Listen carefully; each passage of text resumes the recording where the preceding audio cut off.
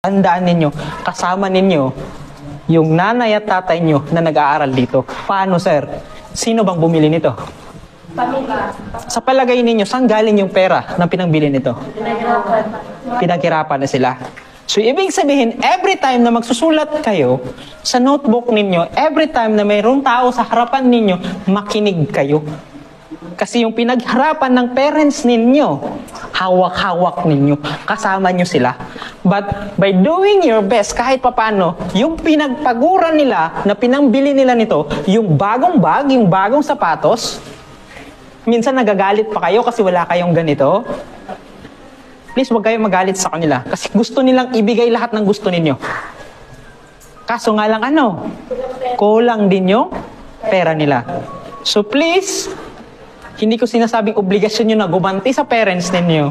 Ang tanong ko, mahal nyo ba parents niyo? Yes, of course. Gusto nyo bang makita yung parents nyo nakatawa, nakangiti? Gusto mo, ma'am? Tama? So please always remember na pag nandito kayo sa loob nito, lalo na sa klase ko, do your best. Hindi ko sinasabi talaga na maging perfecto kayo. Na pinakamatalino, ang pinakagusto ko lang, gawin nyo yung best ninyo. Kung hindi nyo alam, magtanong kayo.